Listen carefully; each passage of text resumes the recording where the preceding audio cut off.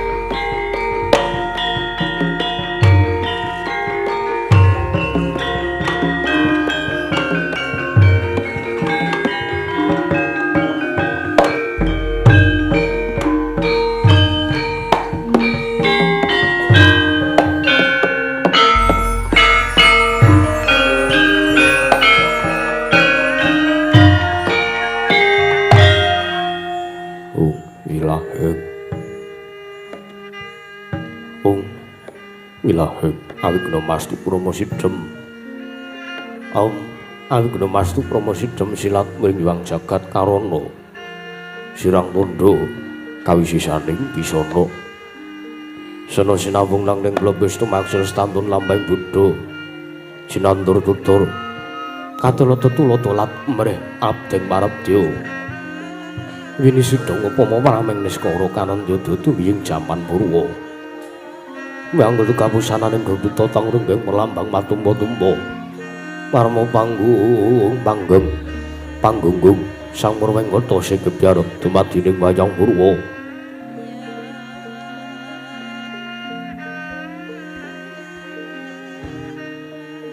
purwakaning kandha laring runting basa dengeng gunung musura sayane naras saya karaos mulat sarira angrasa wani uruhing diri rasa rumangsa ngrumangsani pindhane kadhe jalma ingkang ing lokaca jarweh wis naku jang carita lebet wis kagelar jering pangliran yeku jatra mirsani panggelaran inggih Purawa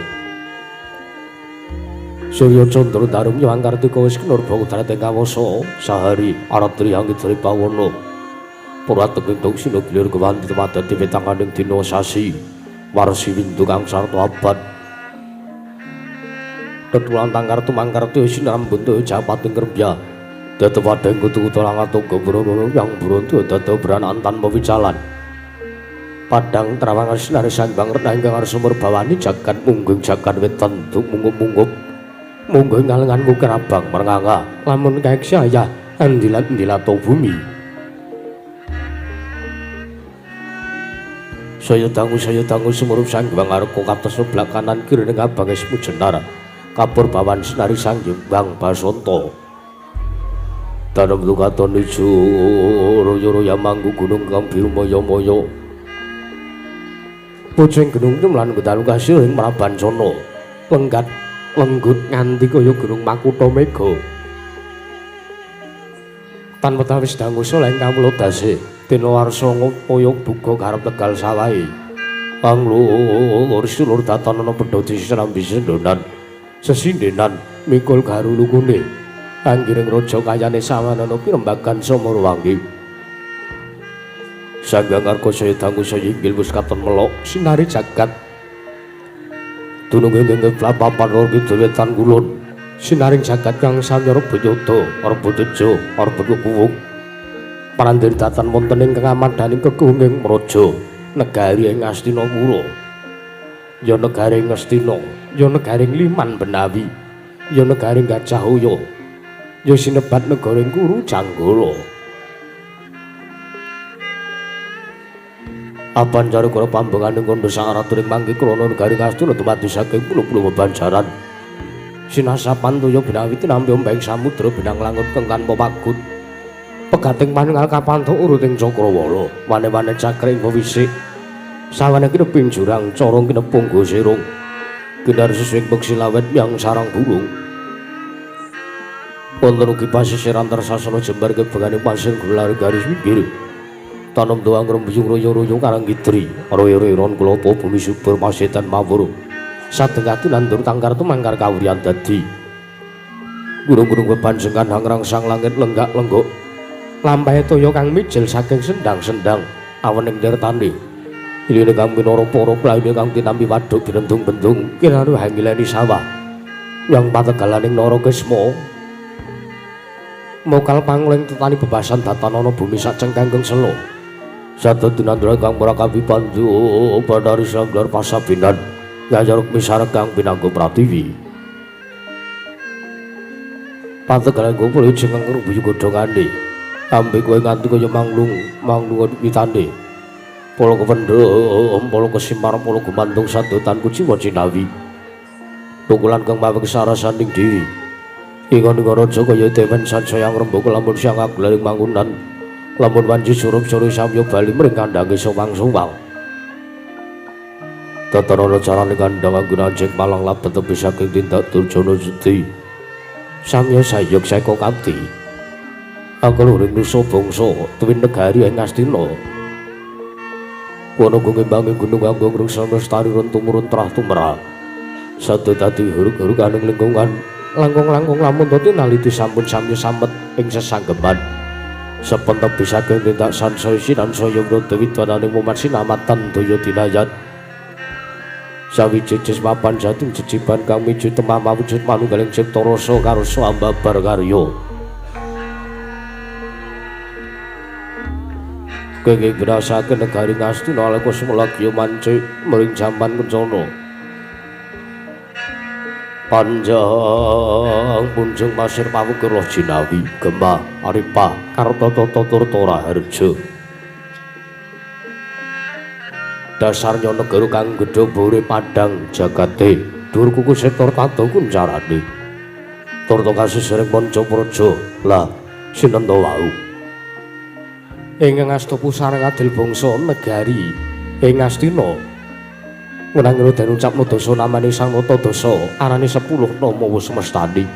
Ananging jejuluk Sang Maha Prabu Duryudana ya Sang Nata Prabu Jakawitana ya Prabu Jayapitana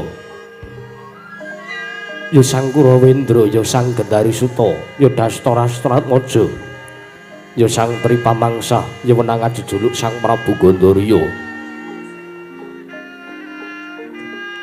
Nalendra gagah piteksa turta kasinungan kasekten luruhi pebasan pinata mendat jinal mendar trumbak benggung sinuda putung ugi pinter mengolah onclang godo oleh pabaratan Sang Nata pindhane kadya Sang Senopati.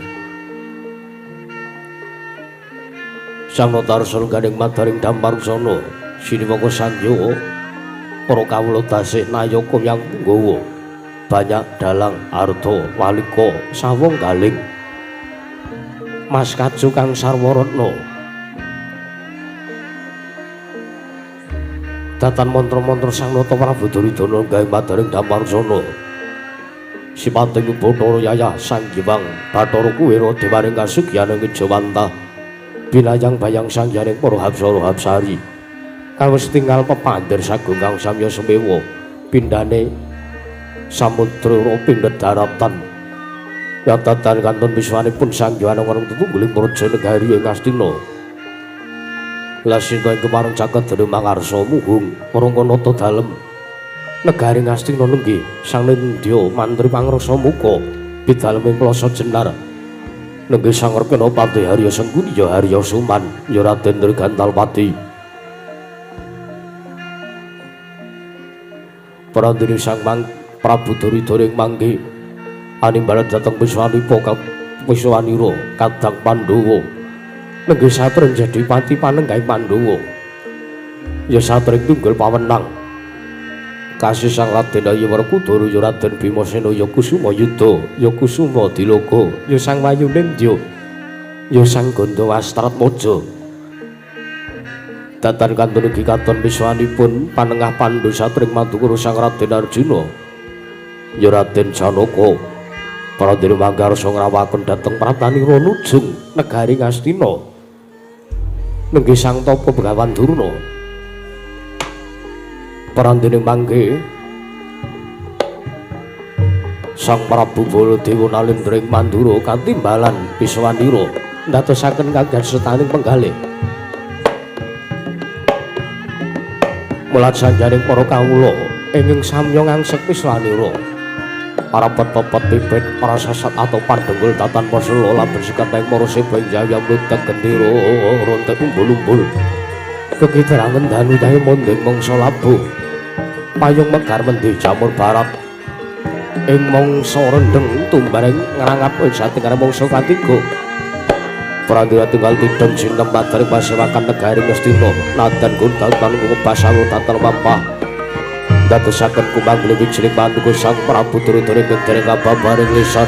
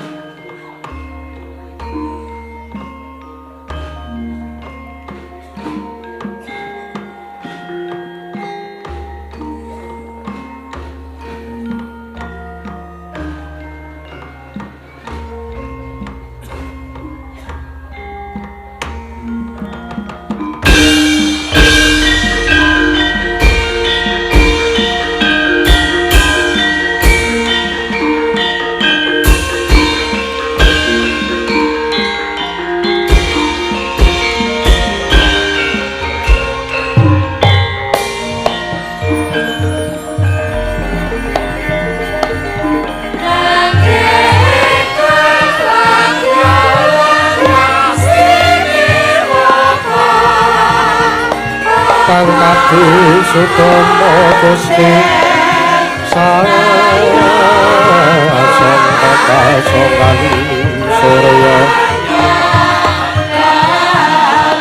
Rabaya Sumangsa Esa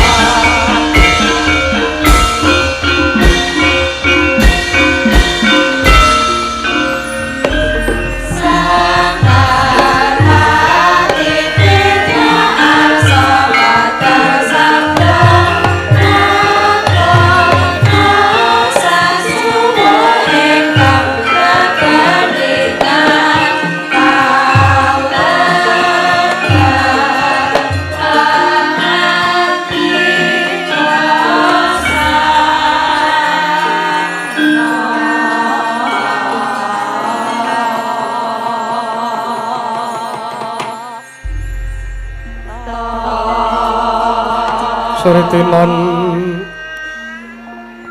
neng pasewakan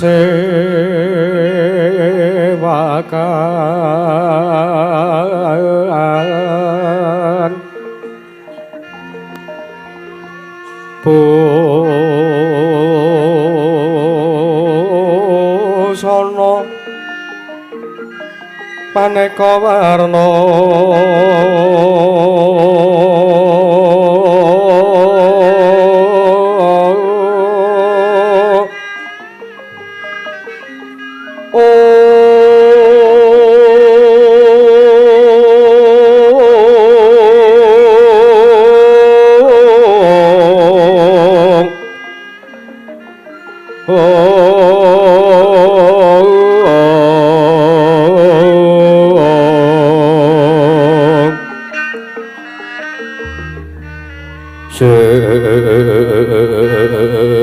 Sepak Puspitenggo dono Miang mansra sarwarokma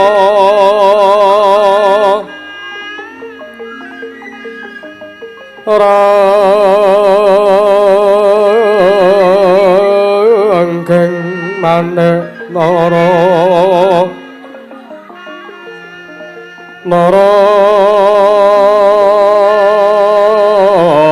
Narawata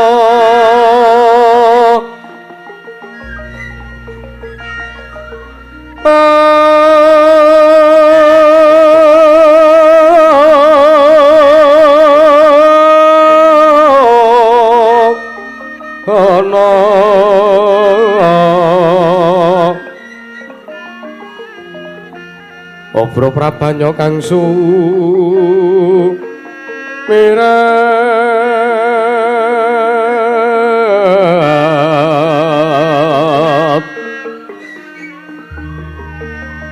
kenyaring deca leliwaran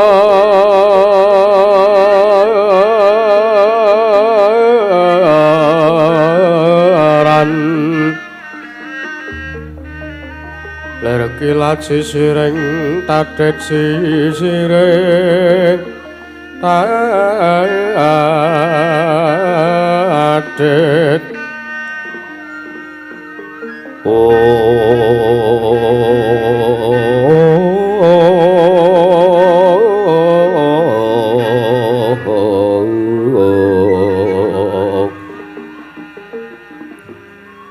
Wimbo kekondo mrene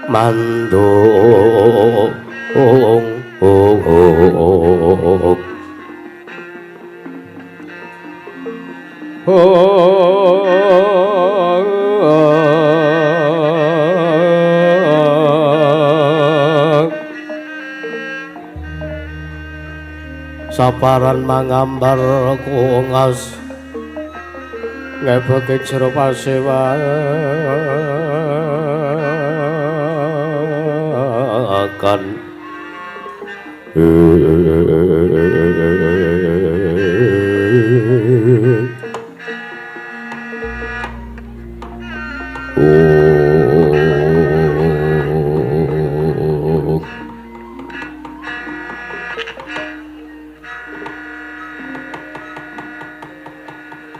mangkyo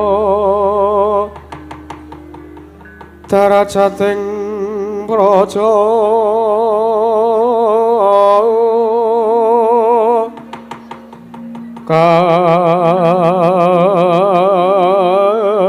kawaryan wasanya ruri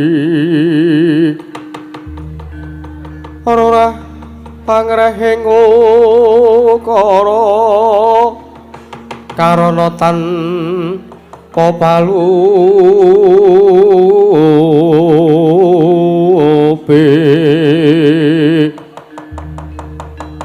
atilar silastuti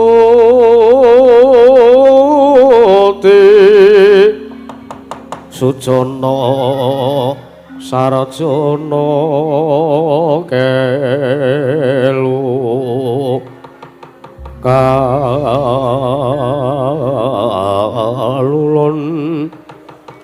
kala tito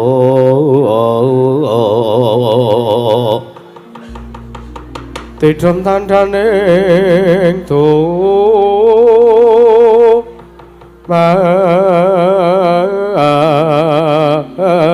mati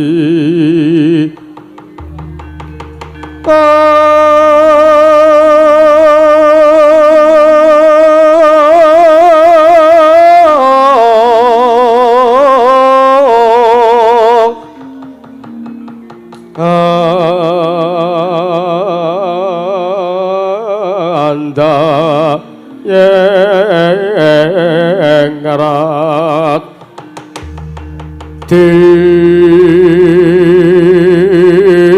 ning karoban robeto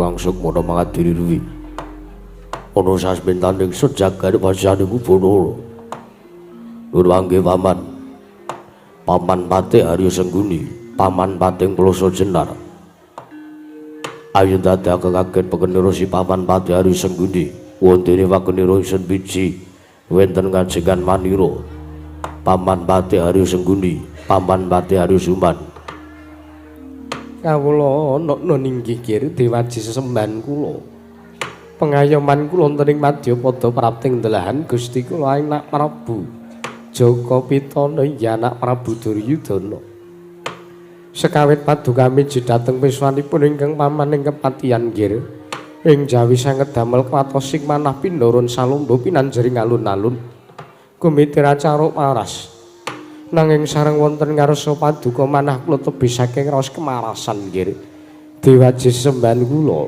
pengayoman kula wonten ing Madyapada prating delahan anak Prabu Jaka Pitana kawula ana non paman pati Arya Sengguni iki katiparan kewisiran biji menangka dadi batal wagiling sun pranata tata rakiting kaparajan marata diagi aturna marang panjenengan ingsun samendang aja nganti kekarempin paman pati Arya Sengguni menapa ingkang sampun paduka dawaken tartentu kula mboten badhe swala menawi padukan dangu dhateng tata rakiting kaparajan negari Ngastina nggih tartentu sedaya datan badhe angguciwani Awit saking para kawula samya sayekseka kapti akarya luring nusa bangsa tuwi negari ing Gajah Uya.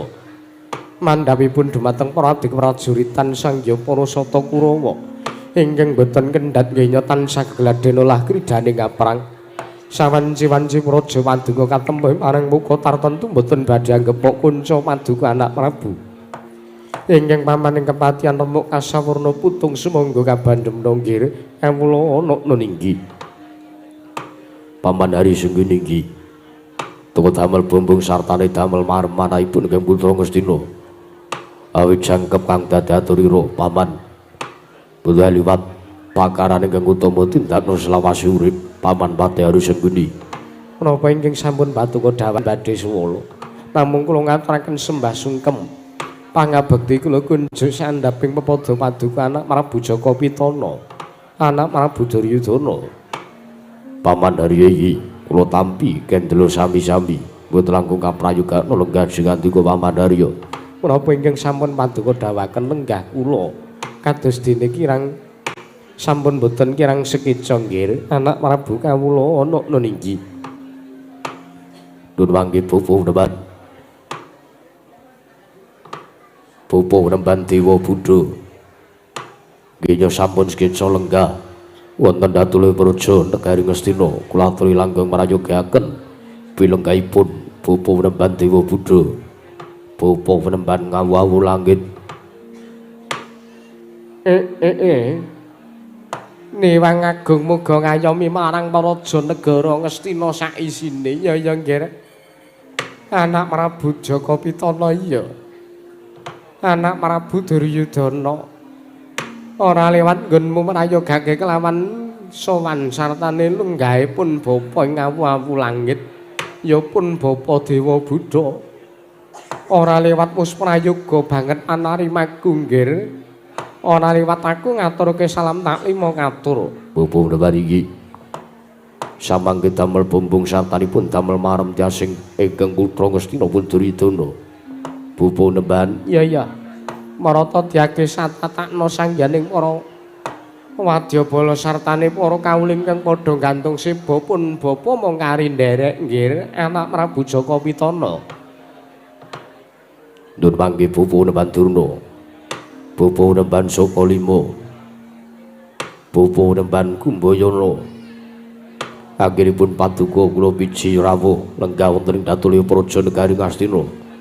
Ingkang putra pun Jaka Pitana ngaturaken pambagya raja mugya kunjuk wonten ngarsa Paduka bapa nemban Kumbayana. Bapa nemban Sokalima. Lole kentas waru gembal manyar-manyar. Dol neng dungkul wana alas dadi wana. Oh latalah.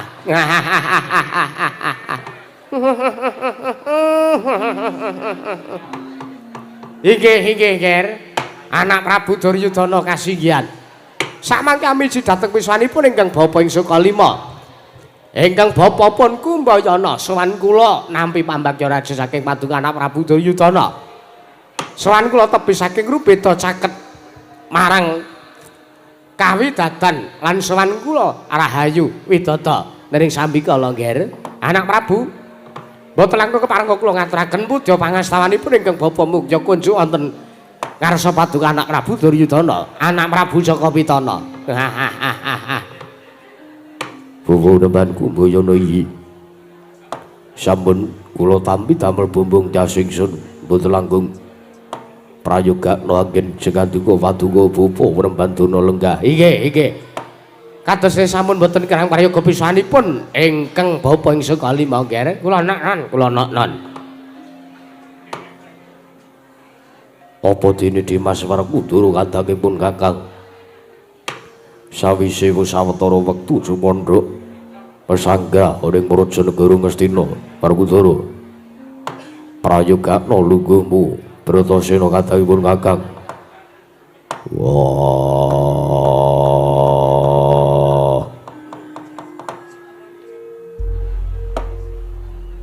Duryudana kakangku ya nggonmu mbageke sartane prayogake kelawan nungguhe Werkudara. Sowanku kaya dene wis ora kurang prayoga.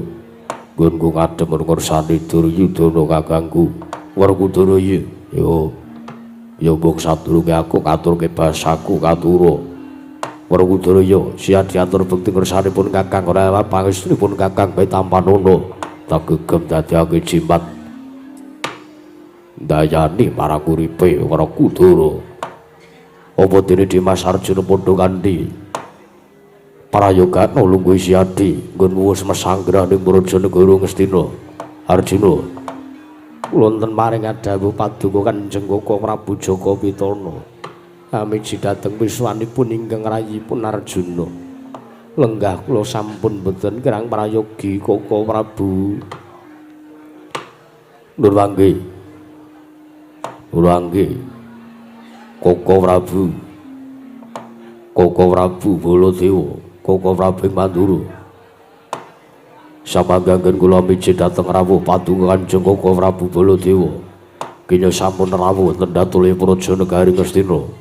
Ingkang rayipun Jaka Pitana ngaturaken kasugengan miwah pambagyararja sartanipun asung pasekan monokrami mugi kunjuk wonten ngarsa paduka Kanjeng Koko Prabu Baladewa. Koko Prabu Balarama. Ya jagat pangestu Warawayahu Bathara jagat Patih Indra Jala Dewaku. Yayi Prabu Kasinggihan Yayi. Prawa inggih sampun paduka dawaken pangandikanipun Yayi Prabu Duryudana sampun tinampi dhateng ingkang Raka ing Pandura. Estu damel bombong tasing manahipun ingkang Raka ing Pandura wonten sak mangke sowan kula kapiji kanthi prayoga sarta kanthi kawontenan ingkang nengsemaken saha bungahaken manah. Boten langkung aseng pasegan monokrami sampun kula tampi. Ingkang Raka kendelo sami-sami kula ngaturaken. Salam taklim kula mugi kunjuk wonten ngarsa paduka Yayi Prabu Duryudana. Yayi Prabu Jaka Pitana. Koko Prabu iki sampun kula tampi akarya bombong jas manahipun ingkang rayipun Duryudana.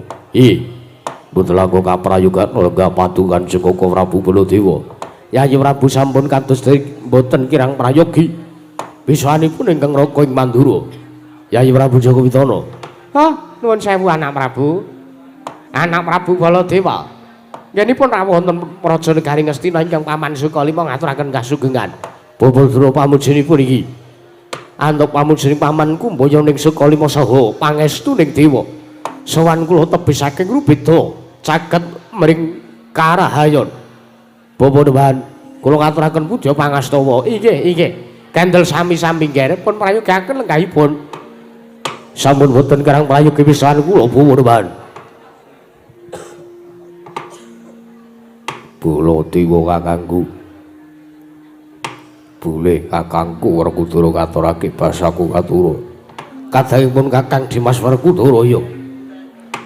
Siya diatur bekti kelanipun Kakang ana ngersanipun Kakang ora pangestunipun Kakang Betampanana Werkudara. Yo tak gegem dadake jimat ora liwat prayogan nggon wulunggu. Werkudara kaya wis ora kurang kepenak Dimas. Koko Prabu ngaturaken kasugengan sakrawipun Arjuna ya. Prayoga sawanipun Kakang Raharja sawanku. Kula ngaturaken sembah sungkem pangabekti kula kunjuk. Ya Janaka tak tampa. Ora pangestunipun Kakang ing Mandura wae Tampanana sampun sanget anggen kawula pundi. Werkudara. Baladewa kakangku apa? Ora mengko dhisik. Wektu sakmengko iki ya wektu iki pun Kakang nampa timbalan. Nampa nawala saka ngersani Yayi Prabu Jaka Pitana surasane nawala. Pun Kakang kinen sowan ngersane para Sata Kurawa. Ya kinen sowan ana ing Datulaya Brajanegara Ngastina sakmengko ingkang nedheng anake Pasewakan Agung. Yo. Gawe kaget sotanipun Kakang. Ing antarane Siadi kuwi pirangane Pandhawa. Siadi Panenggak sartane Siadi Paneng alakot komapan unik Brajanegara Ngastina Werkudara. Wah, yo. Baladewa kakangku, pangertiya.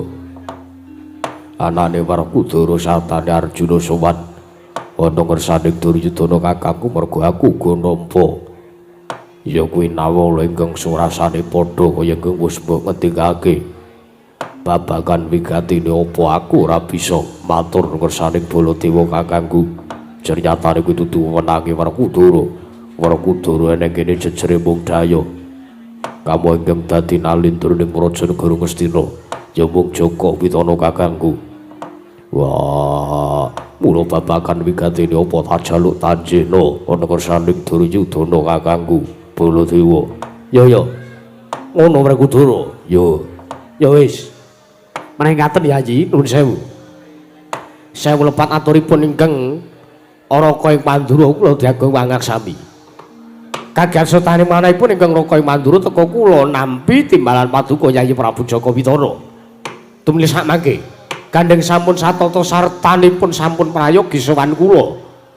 Wonten ngersanipun Yayi Prabu Duryudana keparenga sak mangke kula nyuwun dawuh timbalan paduka Yayi Prabu Duryudana. Menggah punapi ingkang dados wigatosipun. Menggah punapi ingkang dados daruranipun ingkang Raka katimbalan saha wonten ngarsa paduka Yayi Prabu Duryudana, Yayi Prabu Jaka Pitana. Durwangi. Koko Prabu sewu kalepatan kula diagem mangaksami. Yayi Prabu kasihan. Sewu lepat kula nyuwun lumebering sesamudra mangaksami wonten sak mangke. Kula wantun ngrawuhaken saha ngaturi rawuh padukan Jaka Prabu Baladewa. Sayekti anggen kula ngawontenaken pasewakan saha kula nimbali dhateng wiswanipun kadang kula panenggah sarta kadang kula panenggah menika mung dipun sababaken awit negari Ngastina sak mangke wonten pandhita enggal katon inggih pandhita ingkang sampun lenggah saha mesanggra wonten sak pangeranipun ingkang rayi pun Duryudana menika inggih menika bapa penemban Dewa Buddha pandhita ing awu-awu langit. Pramila sak mangke Koko Prabu sewu lepat diagem mangaksami. Gandeng ingkang rayi menika cubluk ing nalar cingkranging samubarang. Kula kitasih meguru saha kula necep ngelmunipun Koko Prabu Baladewa. Pramila sak mangke kula suwun kanthi saged paduka Kanjeng Koko Prabu Baladewa. Paringa sesarepan menggah kados pitaken kula badhe meguru suwita dhateng pendhita enggal katon inggih menika pun bapa nemban Dewa Buddha saking pertapan kawu-awu langit Koko Prabu.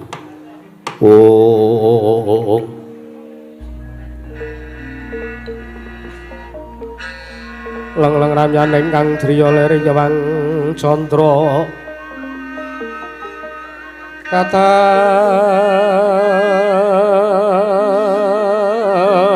awangan sumu ing jas kato ritan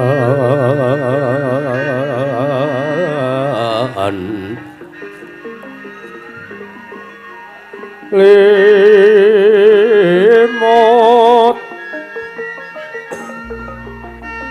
kabyarsaning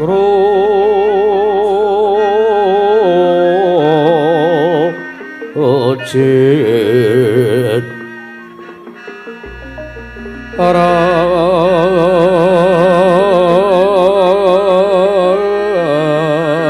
remeng driyama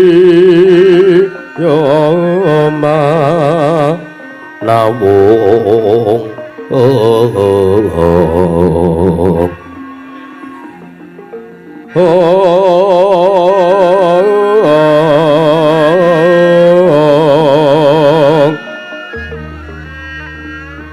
kekuwungan nyawang wisesa tanhono kang kujiwa raras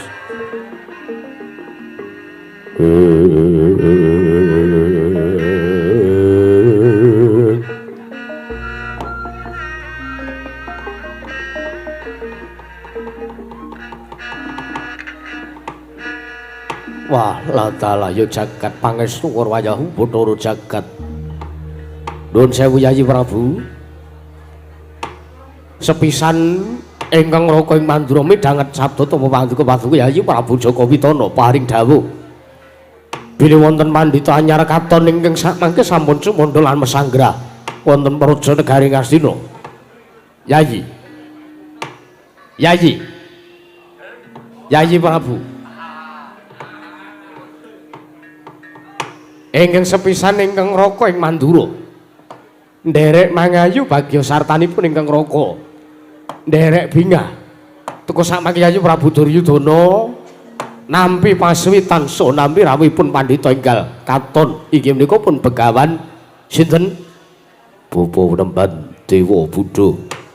Inggih menika begawan Dewa Buddha saking pertapan ngawu-awu langit. Ingkang raka mathuk ya ingkang raka mathuk criyatanipun danging gesang wonten ing alam padang menika dipun wenangaken kinarya budidaya. Mrisak mangke saged ngulir budi saha ngasah kadiwasan. Srana anggenipun badhe ngulir budi sarta ngasah kadiwasan mriku inggih kanthi lantaran meguru gegulang ilmu marang sinten kemawon. Dateng sinten kemawon menika kedadipun conto sartanipun kedadipun tulodo menawi ingkang dados pakartinipun. Nanging wis semanten Yayi. Boten sedaya pendhita wonten ing alam padang menika nggadahi ilmu ingkang sae sartanipun mboten sedaya titah ingkang nggadahi patrap nista wonten ing alam donya menika lair lan batosipun ugi nista menika babar pisan mboten. Saapi-apike perkara mesti ana eleke, saelek-eleke perkara mesti ana apike. Pramila menawi menapa ingkang kula aturaken menika kula suwun kanthi sanget Yayi. Menawi paduka ndaraturipun ingkang raka ing Mandura kula aturi milah sartanipun kula aturi milih kula aturi metang ugi kula aturi metung babagan perkawis ingkang sakmangke badhe damel srana anggen paduka Yayi Prabu Duryudana saged gegulang ilmu dhateng sinten kemawon. Lajeng mitrat paduka Kanjeng Koko Prabu babagan kok Bapa Penemban Dewa Buddha menika kados pundi? Nuwun mangke. Menawi ingkang raka mathuk kemawon menawi sakmangke Penemban Dewa Buddha menika mapan wonten negari Ngastina saha mejangaken ngilmu dhateng Sangya Parasata Kurawa. Nanging kula menika namung nyuwun dhateng paduka Yayi Prabu Duryudana supados milah lan milih menika sababipun menapa? Criyatanipun tiyang meguru tiyang gegulang ilmu menika namung nuhoni dhateng paugeraning tembung utawi paugeraning tetembangan. Lamun sira geguru kaki amilya menungsa kang nyata ingkang becik martabate kang sarta kawruh mring hukum kang ibadah lan ngurangi syukur oleh wong tapa ingkang wis amungkul tan mikir marang pawehing liyan iku pantes gurana kaki sartane kawruhana mriku. Tiyang meguru menika paugeranipun namung mriku ingkang kedadipun cepeng satanipun kedadipun gegem namung paugeran sarta inggih menika artosipun saking tetembangan menika kula wau Yayi. Lah lajeng malih kula badhe nyuwun dawuh saha kula badhe nyuwun pirsa dhateng paduka Yayi Prabu Duryudana. Nyuwun pirsa babagan menapa dhateng ingkang rayi pun Jaka Widana. Mangke riyin pendhita enggal katon inggih menika pun pendhita ing pertapan ngawu-awu langit inggih menika pun begawan Dewa Buddha. Menika badhe mejangaken menapa sartanipun wigatosipun menapa? Teka samangke mapan wonten Raja Negari Ngastina. Menapa ingkang badhe dipun wejangaken Yayi? Samangke mitra dawuhipun Bapa Penemban Dewa Buddha. Kados pundi? Bapa Penemban Dewa Buddha panjenenganipun bakal mejang ngilmu kasampurnan kawrusakan paraning dumadi sastra cetha panggrawating diyu dhateng Sangya Parasata Kurawa ugi dhateng Sangya para Pandhawa. Nanging sakmangke wonten syarat serananipun. Mangke riyin Piyambakipun Penemban Dewa Buddha badhe wejangaken ngilmu kasampurnan dhateng para Pandhawa miwah Parasata Kurawa. Nanging wonten syaratipun. Syaratipun menapa Yayi?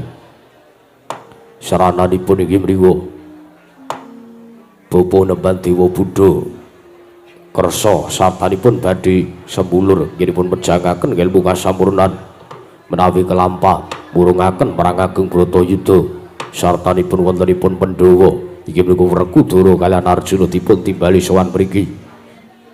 menika awit para pendho badhe dipun suwuni paseksen sarta badhe dipun dawuhi kinarya lampah tandha tapak asta wurunging pragedhe Bratayuda lan para pendhawa badhe dipun rukunaken kaliyan pun para Sata Kurawa. Koko Prabu sikra-sikra yen permana kanca sikra ngrakit nawang sesangka nawang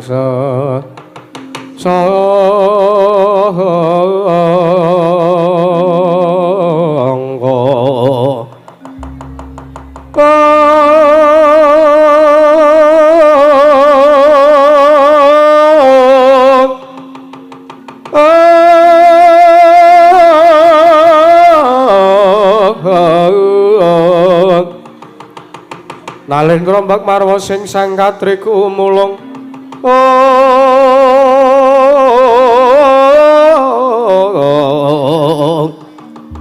katriku mulung mangrompak ing wadya kurca kurore kagiri-giri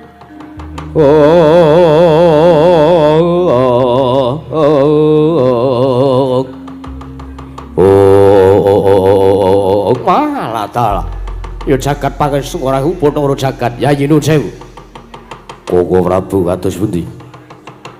Ing sekawit kula mathuk sartanipun kula sarujuk nggenipun penemban Dewa Buddha badhe mejangaken ngelmu kasampurnan dhateng pun para Pandhawa. Awit menika badhe amimbuhi dhateng kasektenipun para Pandhawa miwah para Sata Kurawa. Mboten namung badhe amimbuhi dhateng kasekten nanging antawisipun para Pandhawa lan para Sata Kurawa menika badhe saged mangertosi dhateng menapa sartaipun dhateng pundi tiyang gesang menika badhe dawah sartaipun badhe dumunung wonten pundi awit kawruh kasampurnan menika kalebet kawruh sangkan maraning dumadi kados pundi dumadining manungsa mekaten sekawit kula bombong sartanipun kula mathuk menawi penemban Dewa Buddha menika badhe mejangaken ngelmu kasampurnan menika Yai. Nanging pun sewu. Sareng kula midhanget pirembagan menawi penemban Dewa Buddha badhe murungaken perang gedhe Bratayuda mengki riyin. Kula kok mboten mathuk sartanipun kula mboten cocok lan kula mboten krumasa nggih. Menapa kula dipun maringi dipalilah menawi sekiripun kula badhe pirembagan kaliyan penemban Dewa Buddha. Monggo kersa kemawon. Akhiripun badhe perembakan kaliyan penemban Dewa Buddha. Penemban apa nggih anak Prabu? Samangke Koko Prabu Baladewa ngersaken pirembagan kelawan Paduka. Oh iya. Mbok menawa pancen ana rembug ingkang bakal diaturake ana ngersaning pun Rama. Ya, aku njaluki dipalih aku tak maju sowan Gunggir. Sumangga Purban. Pandhita kang kinarya wangsit. Pindha kombang isep matu sarining tawang.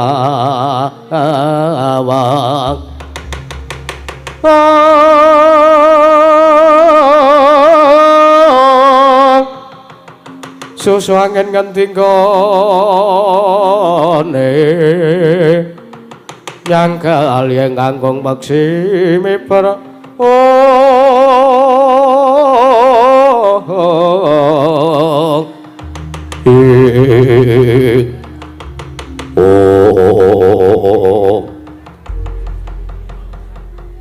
alah ya ceket Dewa Bathara hung mastu lama sidam saring Bamana langgeng.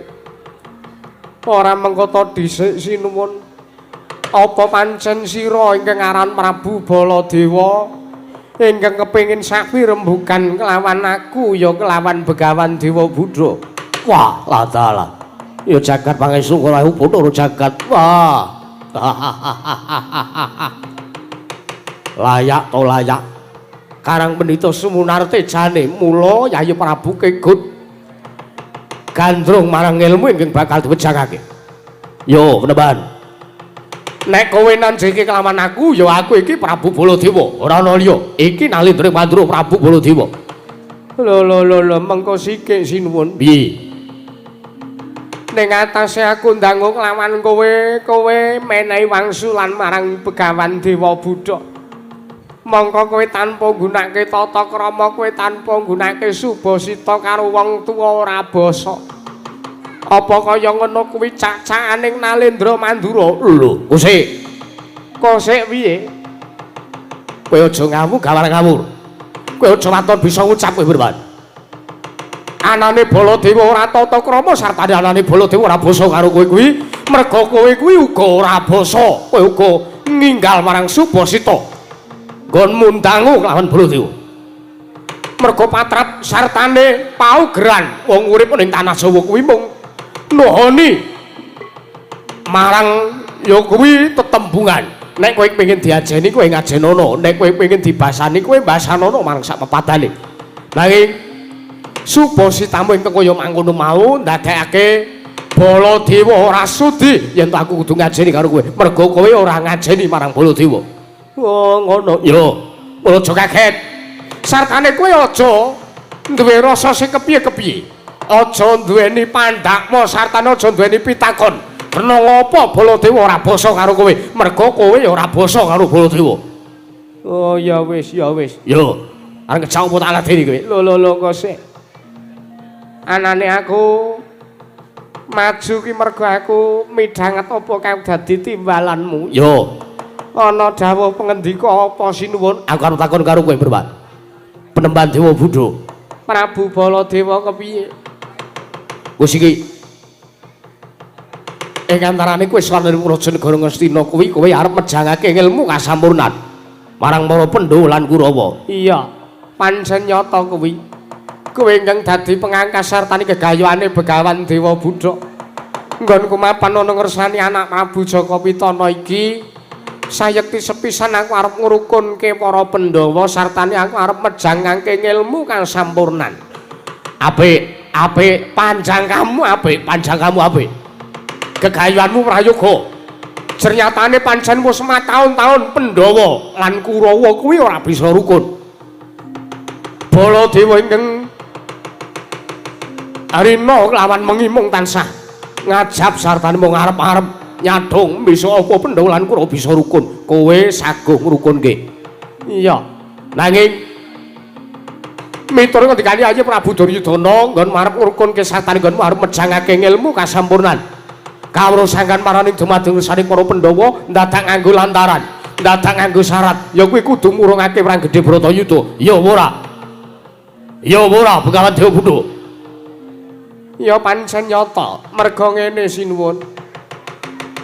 Anane aku arep murungke Perang Gedhe Bratayuda kuwi merga aku ora sarujuk. Sartane aku ngeman marang kekadangan. Ngeman marang kekadangan lirewi. Aku ngeman marang kekadangan yen to nganti Kurawa sartane Pandhawa kelakon nindakake Perang Gedhe Bratayuda entuke mengko apa? Nek nganti Pandhawa menang kuwi sing dikukup mung negara suwung. Nek Kurawa menang sing dikukup ya mung negara suwung. Tur meneh jroning peperangan kuwi ora ana kok jeneng wong duweni rasa kabagyan, ora ana kok jeneng wong duweni rasa tentrem. Jroning peperangan kuwi eneke mung rasa ngrantes, eneke mung rasa ngresula. Eneke mung rasa nangis, eneke mung rasa sedih, rasa sungkawa. Merga ditinggal karo bapakne, bocah ditinggal karo wong tuane, ditinggal perang, maju ning Mabaratan. Lah ning kene iki aku sing ora mathuk. Tur meneh ning atase mung arep mbalekke satane mung arep ngrebutke negara kok dadak nganti ancik-ancik marang kasangsaraning liyan. Kuwi sing aku ora mathuk. Kuwi sing aku ora sarujuk. Mula Perang Bratayuda arep tak murungake. Dewa Budha. Prabu Baladewa apa? Perang Bratayuda kuwi wis dadi jangkaring jagat. Perang Bratayuda kuwi wis dadi kodrat. Sartane Perang Gedhe Bratayuda kuwi ora iso disilahi nadan kanthi srana apa wae. Iya. Najan Dewa wae ora ana ingkang wani cawe-cawe babagan Perang Gedhe Bratayuda. Lah kowe iki mung titah. Kowe iki mung manungsa lumrah. Kedunungan ina lali salah apes lan mati. Nelinga, ngerti ya. Dewa wae ora ana sing wani. Cawe-cawe babagan Perang Gedhe Bratayuda kowe mung titah arep murungke Perang Gedhe Bratayuda. Sing mbok nguragat kuwi apa? Weh, lah ngosek sinuwun. Kowe aja waton bisa ngucap giri lusi jalma tan kena kinira. Nadyan to mung sak aku, nadyan to mung sak pendhita ngawu-awu langit Begawan Dewa Buddha. Nanging yen to ketrima uripku tak kira Perang Gedhe Bratayuda ora sida kelakon sartane tak wurungake. Ya wis, sakarepmu, sakarepmu. Tak tonton, tak sawang, tak delok kaya ngapa kridamu yen to pancen kowe iso. Yen to pancen kowe saguh, sartane bakal kasempatan kon arep murungake Perang Gedhe Bratayuda. Tak delok arep tekan sepira. Welah. Ana ratu kok sajak ngepal karo pendhita ya delokan-delokan. Nggon arep murungke Perang Gedhe Bratayuda ki ana syarat seranane. Ana syarat serana ingkang kudu ditempuh sartane kudu ditindakake. Merga Perang Gedhe Bratayuda iki bakal kelakon yen ta menungsa loro ingkang arep tak sebutake iki isih urip. Piye? Perang Gedhe Bratayuda bakal kelakon yen ta ana menungsa loro ingkang isih urip. Iya. Sapa menungsane matur? Ora liya kejaba ya sepisan Nata Ndarawati Prabu Sri Bathara Kresna. Ping pindhone Semar Badranaya. Prabu Baladewa ngerti ya. Menungsa loro kowe ingkang tansah benthik-benthike. Menungsa loro kowe ingkang tansah nglincipi carang papak.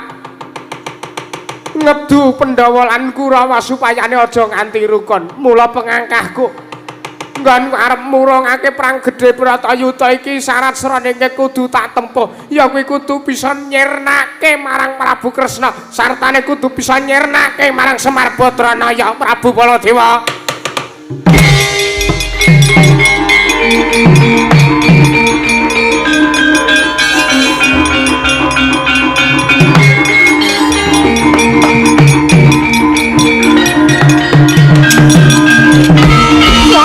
Panus maring jajalanan sekretane Bawana Iblis lanat. Menungsa ora tatanan. Des malah ningrat gelak-gelak bumi panus maring jajalanan. Dewa Buddha. Dewa Buddha. Kowe kok lakon teko dadi ngucap ngrasani Nalendra Ndarawati Prabu Kresna. Apa kowe ora ngerti? Yen to sing lunggane ngarepanmu iki kadange Werdayayi Prabu Ndarawati. Menungsa ora tatanan. Sekawit kowe arep murungake Perang Gedhe Bratayuda ora apa-apa, wurono nek pancen kowe iso. Ning kowe wis ngucap ngrasani marang adhiku Ndarawati. Dewa Buddha, tak kira ora bakal langgeng konmu mapan ing Praja Negara Ngastina. Perkara iki tak kandhake ngrasani Yayi Prabu Kresna.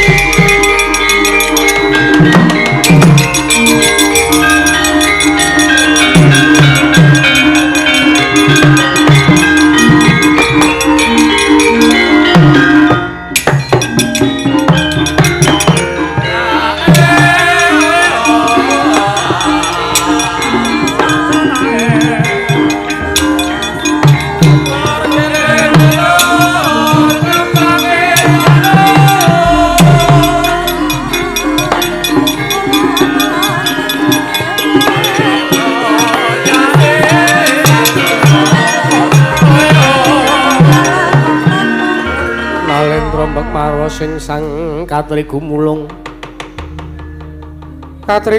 mangroma ing wadya Kardagura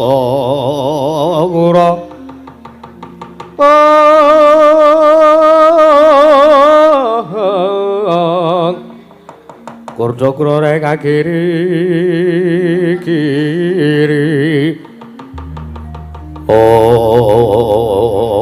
jagat Dewa Bawana Dewa Buddha kados pundi perkawis menika?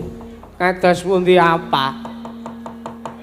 Koko Prabu Baladewa sajak duka yaya sinipi.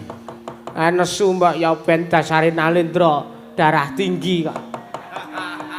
Ratu ora tau sareh atine, ora tau sabar pikire. Pancen tak sengaja anak Prabu Duryudana aja kuwatir.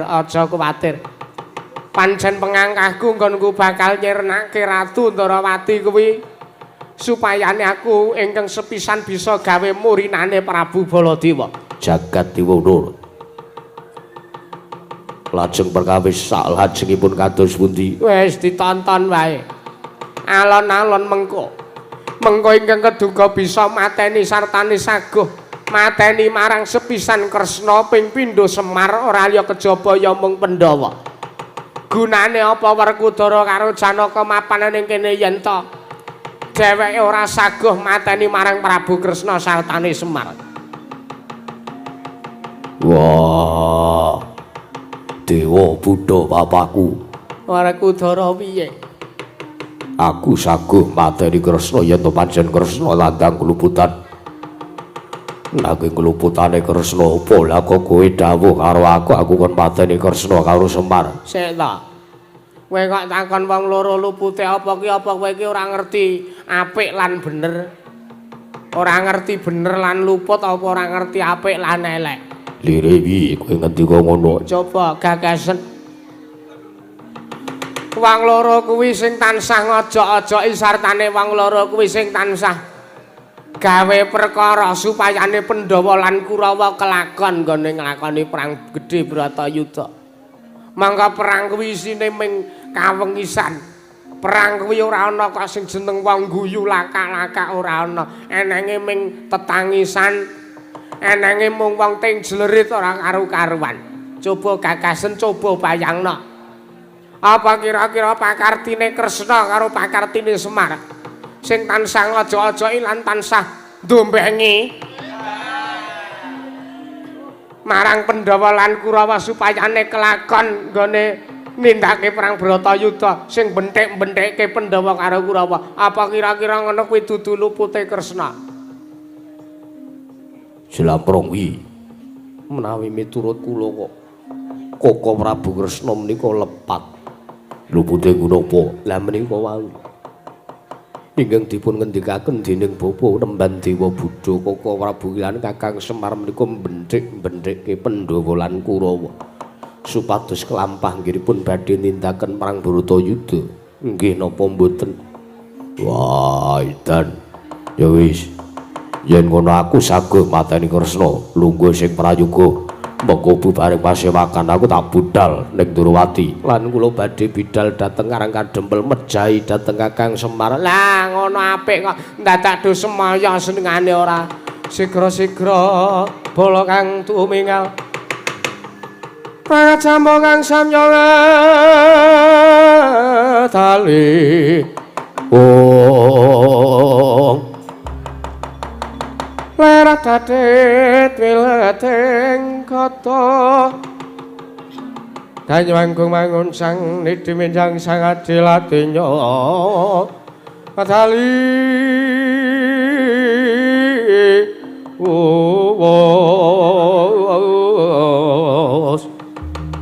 Terus Surawilaka kadya puta sing ngawregil pasti Joko Tendanya kang mangambak boyo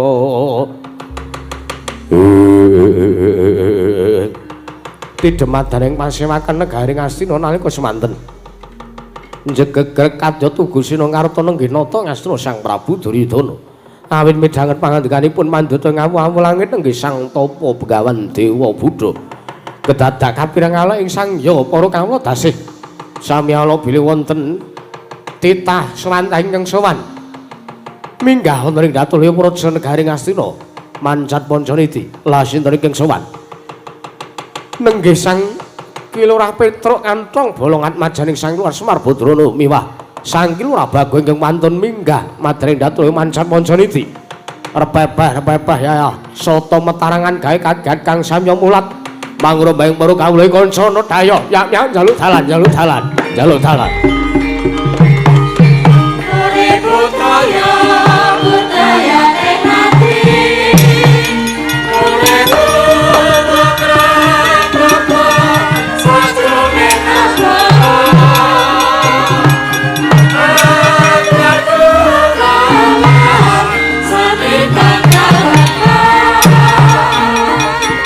Biasa bilas maremo, kang kanggo nangeti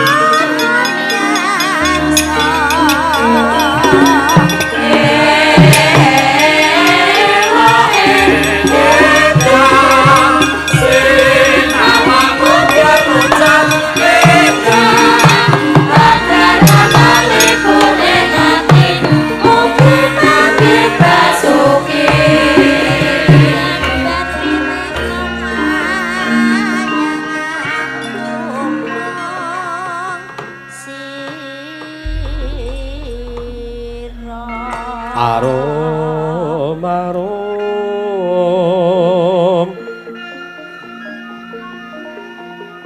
sinong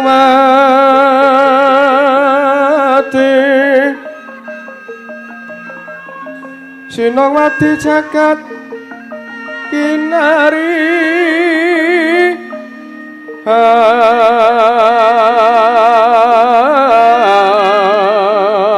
among maklum ombak ing samudra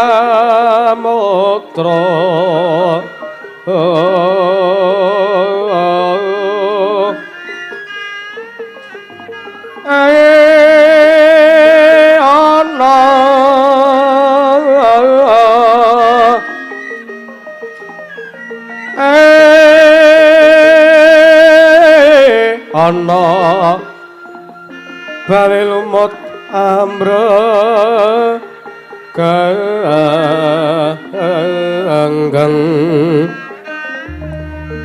awita dencengan oh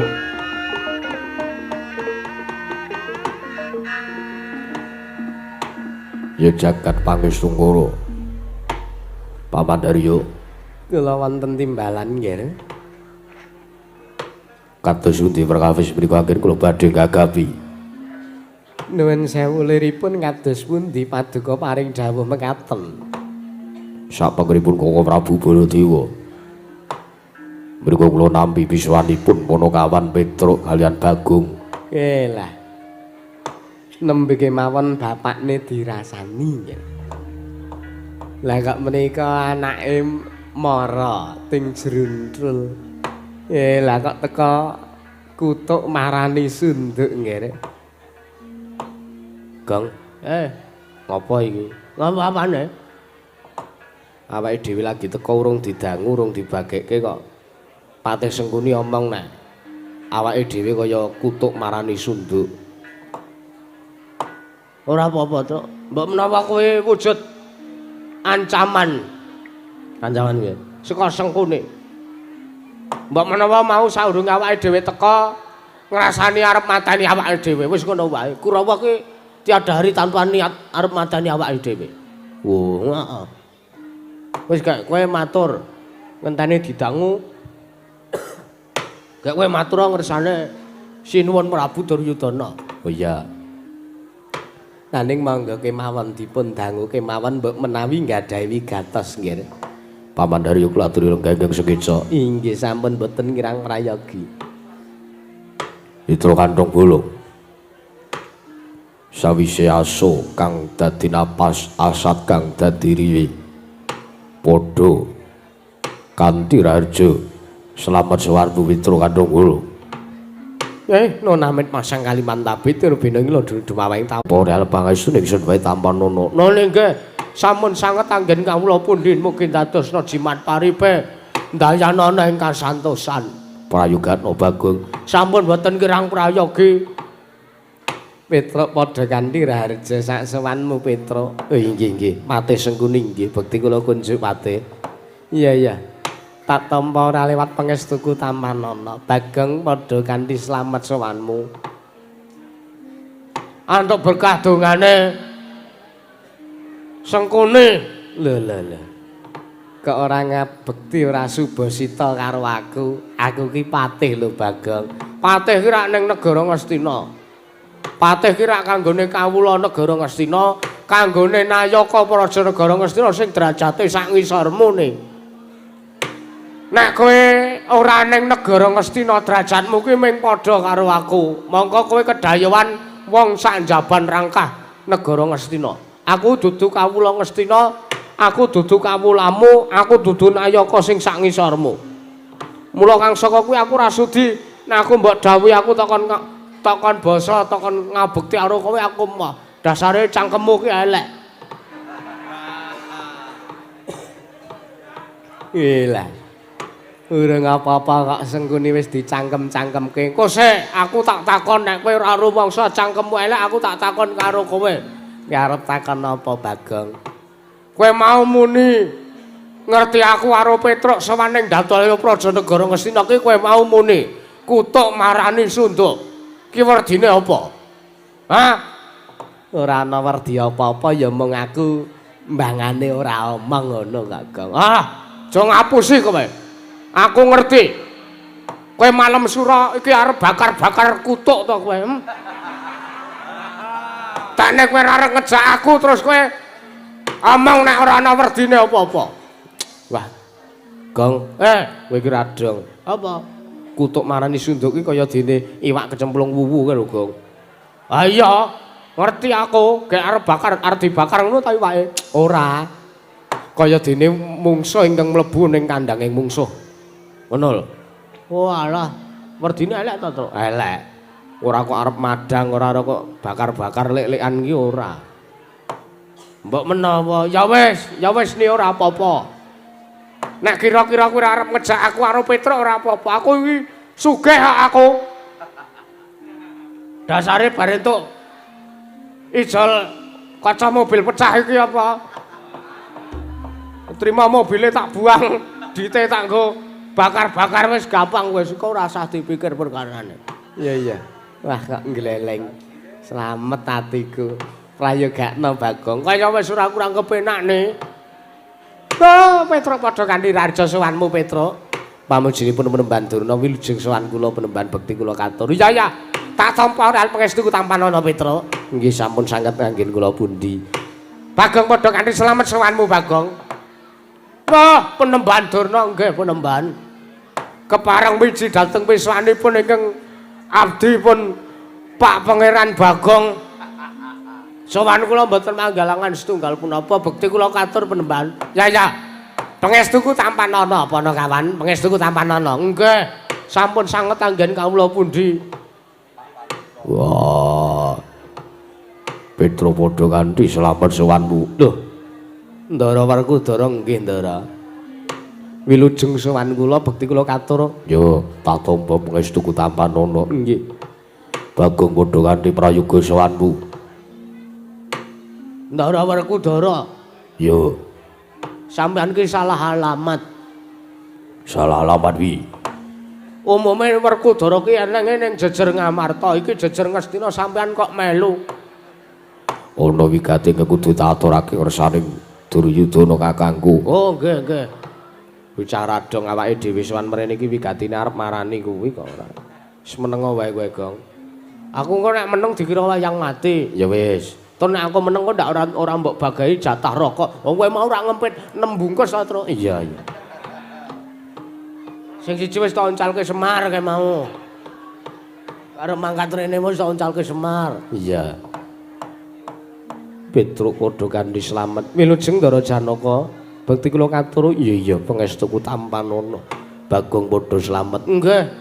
Pamujinipun Ndara Janaka wilujeng bekti kula kunjuk Ndara. Iya. Tak tampa ora lewat pangestuku tampan ana. Nggih, sampun sanget anggen kawula pundi. Beda kandung bulung. Wonten dawuh sinuwun. Sowanmu tanpa tinimbalan. Ana wigati apa? Napa kula sampun dipun kewarengaken matur? Ndak paringi purba asesa matur ana karsan ingsun. Oh nggih. Saderengipun kula sowan kula ngaturaken sembah sungkem mangabekti kula kunjuk wonten ngarsa paduka. Yo, ingsun tampa sabanjure wi. Ingkang sepisan sinuwun. Kula ngaturaken tebah Siti Sekul binunteling ron klapa. Apurenta mbok bilih wonten lepat kawula anggen kula badhe matur tersanipun Sinuwun Prabu Duryudana. Yo, ora dadi ngopo para diaki matur. Oh nggih, matur nuwun. Sepisan sowan kula tetinju dhateng kararjanipun para bendara kula, para punden ing negari Ngastina inggih menika pun para Sata Kurawa. Wondene ndungkap ingkang angka kalih. Sowanipun Petruk kaliyan Bagong menika mboten saking pikajengan kula piyambak. Nanging sowan kula menika namung minangka duta kongkonan. Kula minangka duta panglawung saking negari Ngamarta. Duta Panglawung. Nggih. Duta Panglawung kuwi tegese duta kongkonan Panglawung Rajapati. Sapa ingkang tekaning pati? Mboten sida. Ora konsisten to kowe iki, Truk. Kleru kok ya kleru ngomong kowe. Minangka duta kongkonan saking para Pandhawa saking negari Ngamarta. Ingkang sepisan wigatosipun sowan dipun dawuhi dening Sinuwun Prabu Puntadewa sawanten negari Ngastina menika, kula kinen nanjihaken menapa kepara estu satanipun menapa kepara nyata bilih sak mangke panenggak Pandhawa kalian panengah Pandhawa inggih menika Ndara Janaka kalih Ndara Werkudara menapa estu mapan wonten praja negari Ngastina menika ingkang badhe kula tanjaken. Nanging gegandhenganing sak mangke ingkang abdipun Petruk kantong bolong sampun malah sampun sak pirembagan kalih Ndara Werkudara, Ndara Janaka nggih pun mbageke kalih sowane Petruk. Kula sampun mangertosi bilih sak menika Ndara kekalih Ndara Werkudara kalih Ndara Janaka mapan wonten negari Ngastina. Lah lajeng menapa ingkang badhe kula tanjihaken? Sowan kula menika namung nuhani dhateng menawi nggih dados dawuhipun Sinuwun Prabu Puntadewa bilih kula dipun dawuhi sowan wonten mriki menika kula kinen amboyong. Inggih menika kula kinen ngaturi konduripun Ndara Werkudara kaliyan Ndara Janaka kundur wonten negari Ngamarta. Mergane anu sinuwun niki cekaas kemawon rembuke kula kalih Petruk. Bagong kuwi. Negara Ngamarta niku ketaman ruhara, negara Ngamarta ketekan dahuru. Merga negara Ngamarta koncatan marang inggih menika cagak tuwak bebeteng tinanggulanging praja. Negari Ngamarta inggih menika Ndara Werkudara kalih Ndara Janaka. Lah sing mapan teng negara Ngamarta niki mung Sinuwun Puntadewa kalih Ndara kembar. Mongko nek enten napa-napa piyai-piyai niku isane mung meneng. Piyai-piyai niku isane mung mendel. Nek enten napa-napa enten parang muka sing depani teng negara Ngamarta panjenengan mboten isa temandang. Merga nggih awit saking kawontenan ingkang ringkih. Lah niki sowane Bagong kalih Petruk niki ajeng boyong kondure Ndara Werkudara kalih kondure Ndara Janaka. Menawi kula dipun maringaken menawi Ndara Werkudara dipun maringaken dhateng dipun Petruk kanthong bolong badhe kula boyong. Wangsul wonten negari Ngamarta kula ngaturaken panuwun ingkang tanpa pindan. Nek kudune nggih sampean masrahke, kudune sampean nggih maringke. Wong nuwun sewu. Sing dadi Pandhawa niku Ndara Werkudara kok dudu Sinuwun Prabu Duryudana kok. Sing dadi pirangane Pandhawa niku Ndara Werkudara. Dadi Ndara Werkudara menika dados kadang tarunanipun Sinuwun Prabu Puntadewa. Nek kakange ngersake adine kon kondur nggih adine paripaksa kondur. Ning ewa semanten lho Sinuwun. Umamya sak mangke Ndara Werkudara nderek pernatan negari Ngastina menawi mboten saking palilahipun Sinuwun Prabu Duryudana Ndara Werkudara mboten kondur mboten dipun kemarangaken kondur dhateng negari Ngamarta rembag salajengipun kula pasrahke Bagong. Nggih, Gong. Nggih. Bloko suta blak utang terus tegang. Oh. Terus terang, Gong. Terus terang. Aku tegang ae. Wah. Kowe iki kok neka-neka, blakotang terus terang. Blakotang terus terang. Niki kula pun dipasrahi Purbawasesa kalih Sinuwun Puntadewa. Kula pun dipasrahi Purbawasesa, Bagong, kowe sing dadi gentho ana ing Karang Kadempel. Ya senajan to aku ki ora seneng nek ana cecongkrahan, senajan to Prabu Puntadewa ki ora seneng, ora srek nek ana padudon, nek ana keributan ning gandeng iki dadakake serana lantaran isane adikku Werkudara karo Jelampor kondur nang negara Ngamarta. Nek kira-kira mengko Werkudara karo Arjuna ora kersa kondur, ora kersa mulih, ora kersa bali nang negara Ngamarta, kowe tak pasrahi Purbawasesa, kowe arep ngopo wae nang negara Ngastina sak karepmu. Dadi kula ampun nampa ngendika saking Sinuwun Prabu Darma Warimin Darma Kusuma, saking Sinuwun Prabu Darma Kusuma ingkang kados ngaten menika, nek ngaten Sinuwun Prabu Duryudana sakuramane kula aturi jaga ajang sing ngombo beteng sing kandel. Kok jaga ajang? Jaga ajang, jaga jagang ora jaga ajang. Nek ajang ki nek wong arep madang. Oh ya, Aku ya arep madang sik kaya. Oh, wong kok wetenge semego wae ora. Jaga jagang sing jero, beteng sing kandel. Ya jagat pangesungkara. Petruk, Wonten dawuh sinipun. apa kira-kira kowe ora mangerteni yen to anane Werkudara lan Janaka mapan ing negara Ngastina iki mergo arep nampa wejangan ilmu saka pendhita anyar katon ingkang wis mapan ing Maraja negara Ngastina. Mengke riyen. Ndara Werkudara kali Ndara Janaka badhe nampi wejangan ilmu saking pendhita enggal. Yo, Sinten? ya kuwi bapa nemban Dewa Buddha pendhita ing awu-awu langit ingkang wis satata bakal mejangake ilmu marang Werkudara Putra Janaka. Gong. Ora kasil iki, Gong. Ora kasil piye? Ndara Werkudara karo Ndara Janaka ora dientukke tiga bali. Minggir kene tak saduke ratune kene. Wis sabar. Aja terus arep kerengan ngono kuwi aja terus rono kasar ora. Sebabe apa to? Sebabe apa? Genahke. Kok Ndara Werkudara karo Ndara Janaka ora entuk tiga bali iki? Eneng pendhita anyar katon peparape Begawan Dewa Buddha arep mejangke ilmu karo Ndara Werkudara karo Ndara Janaka. Nek urung disida diwejangke ilmu Ndara Janaka karo Ndara Werkudara urung entuk go bali. Sapa pendhitane? Dewa Buddha. Sing lunggone ngarepe Durna kuwi kayake. Oh lah iya. Pendhita kok ngentutan. Mau aku lunggone burine kok ming anggere anget kok ming Pendhita apa? Pendhita ora dewi bawa blas. Ayo mbok menawa ora. Lho, nuwun sewu. Ning niki kula niki nampi dawuh saking Sinun Puntadewa niku. Nek umpama kira-kira niki kula pirembangan kali Begawan Dewa Buddha kados pundi? Kowe arep rembugan karo Bu Penemban Dewa Buddha. Nggih. Arep ngopo? Lah nggih niku negosiasi bab perkara Ndara Werkudara kali Ndara Janaka ingkang badhe kula boyong kundur wonten negari Ngamarta. Ya wis sakarepmu, Bu Penemban. Ana dawuhmu apa, Ngger? Samangke Petruk kantong belum badhe pirembagan kelawan Jagandika Paduka.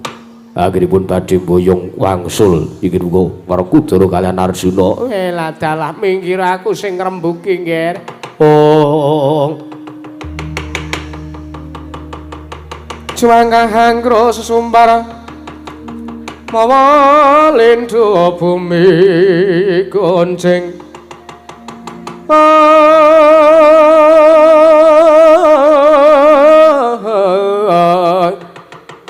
kumaludo kuntor gatok wela wonten pandhita ingkang majeng ngadepi kalih Petruk menapa sampeyan menika Penemban Dewa Buddha Penemban. Ya dasar kepara nyata Petruk kantong bolong kowe. Nggih, kula pun Petruk kantong bolong. Nek kowe takon karo aku ya iki. Ya iki Begawan Dewa Buddha ya iki. Nggih. Ora aku arep takon karo kowe. Pripun Penemban? Kowe jare arep rembukan karo aku. Oh nggih, estu. Kula ajeng pirembagan kalih panjenengan. Mergo ngendikane sampean arep mejangke ilmu kalih Ndara Werkudara kalih Ndara Janaka. Lah mengke riyen ngilmu napa sing ajeng sampean mejangake? Aku arep mejangake ilmu kasampurnan kawrusangan maraning dumadi ana ngersaning Werkudara lan Janaka. Nanging ngerti ya anggone Werkudara Janaka ora tak keparengake lunga saka negara Ngastina iki merga dheweke tak jaluki paseksen. Lho, dipun suni paseksen? Iya. Napa najeng pemilu? Wah, kowe iki kok tak jaluki paseksen kinarya wurunging perang gedhe Bratayuda. Sartane mengko Werkudara lan Janaka tak dawuhi supayane tandha tapaasta. Perang gedhe Bratayuda diwurungake sartane Pandhawa lan Kurawa kelakon rukun Petruk. Oh. Mengkirian Penemban. Kula kok ora mathuk karo sampeyan. Ora mathuk piye? Sepisan kula niki pun ganjel rasane atine Petruk. Ganjel sebabe sampeyan menika pendhita mongko arep mejangke ilmu kasampurnan. Nuwun sewu. Sampeyan pirsa mboten kalih lakone Ndara Werkudara ingkang pus kawuri. Sampeyan pirsa napa mboten tau tate midhanget kondange napa mboten? Perkara lakone Ndara Werkudara ingkang nalika ngupadi wujuding banyu suci Perwitasari menika ngupadi ngilmu kasampurnan nalikanipun pinanggih kalian Sang Dewa Ruci. Ya aku ngerti lho. Teges Ndara Werkudara menika janjane mboten butuh diwejang ilmu kali sampeyan. Mboten butuh wejangan ilmu kasampurnan saking sampeyan merga Ndara Werkudara niki pun pirsa malah panjenengane pikantuk langsung saking dewane. Nanging anane aku arep ngurungke perang gedhe Bratayuda kuwi yakin Aryos srana rukuning Pandhawa lan Kurawa. Banjur nggonku arep ngurungke perang gedhe Bratayuda iki kudu ana srana ingkang ditempuh. Ya kuwi para Sata Kurawa lan Pandhawa kudu bisa nyingkirke sepisan nang Ratu Ndarawati. Nata Dwaraka Prabu Sri Bathara Kresna ping pindhone kudu nyirnake sing jeneng Semar Badranaya Petruk. Mikiratra.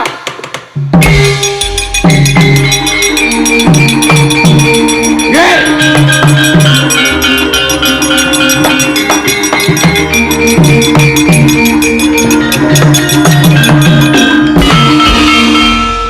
Aja muntap lir krentat duka yayasinepe. Netra kocak ngondara andir. Hidup nyomalon sekeladani rombanan yen sinapun mring sagedeng. Oh.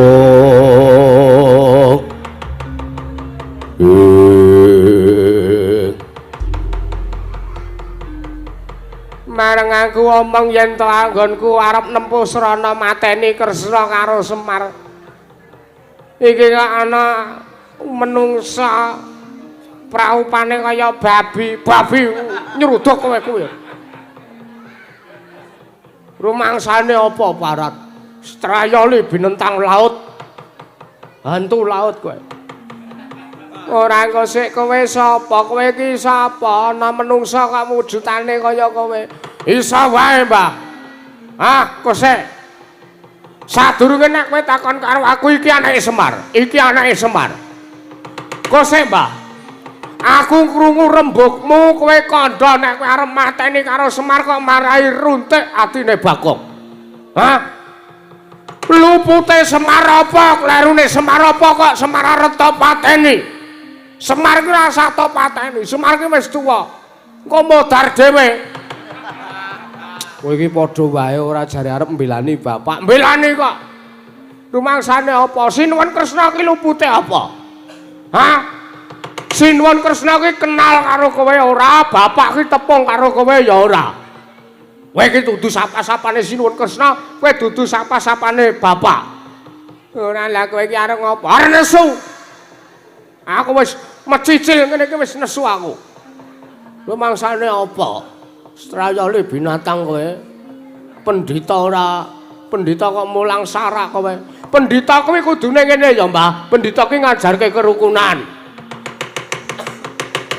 Nek pancen arep mejangake ilmu kasampurnan ngersani Ndara-ndaraku, Ndara Werkudara, Ndara Janaka, ora masalah, ora apa-apa. Oke, this is fine. No problem. Ning apa ya pantes, apa ya sak mestine sartane apa pantes diarani pendhita. Nek pendhita kok ngajarke tumindak nista. Tumindak nista ku sing ngendi? Wah, lah iki kaya ora sadar tenan iki truk ora iso mbedakake pendhita utawa ora iso mbedakake perkara apik karo kleru iki. Sebabe, iki kaya ngene kok diarani pendhita, kaya ngene kok disuwit-suwitane ra. Kok sik to?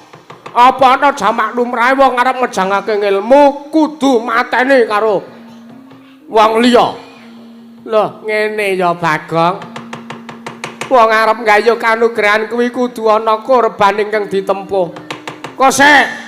Cen aku ngerti kudu ana korban sing kudu dikorbanake nek arep nggayuh kanugrahan. Mergo aku ya tau nglakoni. Ngono. Aku ki arep utang BPKB ya kudu tak sekolahke sithik. Wah, sing tok nggogaran kok utang kowe iki. Ha witekno, nek arep entuk dit ya kudu ana jaminane sithik kok ora. Ning ngene, lupute Sinuwun Kresna karo kowe iki apa? Lupute bapak karo kowe iki apa kok kowe arep mateni bapakku Semar karo mateni Sinuwun Kresna? Aku ora trima. Kowe ora ngerti apa piye? Nek iki anake Semar. Lelanange jagat lancuring bawana ki aku iki. Petruk minggiro tak sepake ndase. Mboten sida. Santai mawon. Terus ki arep ngopo? Aku ora trima. Ayo. Ijen lenang dalenang menemban. Aku ora trima mergo aku krungu aturmu sing kowe jare arep mateni karo bapak. Ora sah kowe mateni bapak. Kowe ketemu karo anake Bapak Semar, urung karuan kowe iso ngundurke karo anake Semar. Yen ngono kowe ora nrimake anane Begawan Dewa Buddha, ya Begawan Dewantaka arep mateni karo Semar. Ora trima. Ayo. Dudu nang kene papane wong neter kadekdayan. Tak gelandang metu njaba kelakon mati dening aku. Ya. Rumangsane apa kowe? Sadurunge ketemu karo Semar kowe kudu ketemu karo anak-anake Semar. Sadurunge kowe nglangkahi kuandane Semar, kowe kudu nglangkahi kuandane Petruk Kandhang Bolong. Hop. Sik, Gong. Apa? Sadurunge nglangkahi kuandane Semar kok nglangkahi kuandane Petruk. Aku gelem ora dilangkahi. Ayo moh, aku ya moh kok. Gareng kowe apa piye? Kae sing uripe ora guna kae. Mesake ya le ora. Ngono-ngono nek gareng ora mangkat ora enek sing ngendari kowe. Ayo. Dudu nang kene papane wong neter kadegdayan. Lagi landang metu njaba mati dening aku. Kowe sing mati ngono kuwi.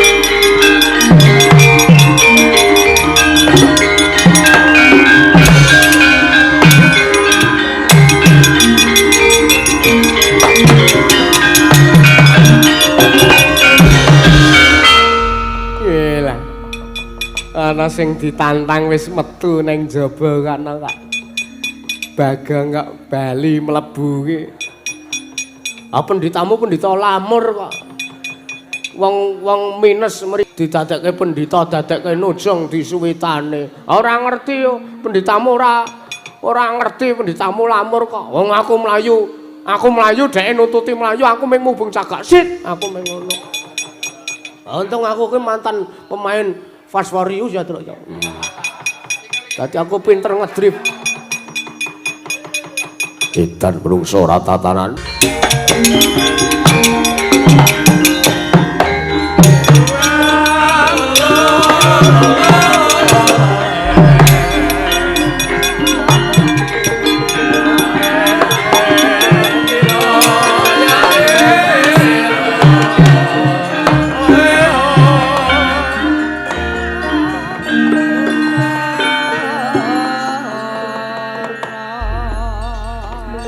Jagat pangreten kawontenan nuli kesampyan ngaradan Keparengipun anak Prabu ketapno barisaning para Sata Kurawa sartane kadangipun Kakang Werkudara.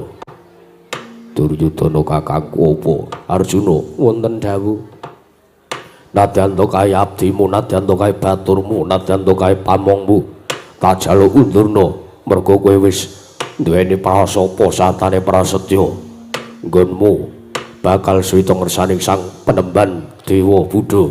Yo ngestake dawuh Jaka Witana kakangku. Inggih Kaka Prabu ngestaken dawuh. Pawandarya kula wonten timbalan nggih. Bubaro kang padha sibuh ingsun kundur kedaton Nak ngestaken dawuh. Nyun pamit madal wasilan. ngatos-atos sampun kados lare alit Pawandarya Sengkuni. Purna gati ning mananggilan. Arsa sang nata kundur kedaton jeluk saking dampar cana kinapit gambaran gading kadharaken sanjaring peromban sedi manggu tanggung Jaka paloro-loro ingkang samya ngambil pancane keprabon kalsa saking Mandura tindak nyosang Sri Naranata lamun katon saking Mandura hukum dan candraning sang nata pindha Jawata kairing widodara widodari.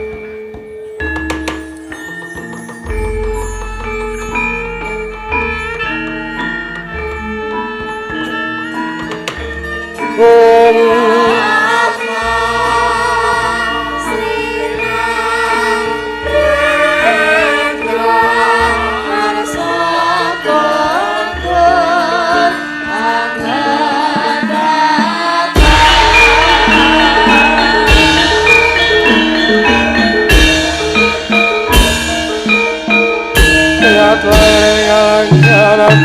dan monsar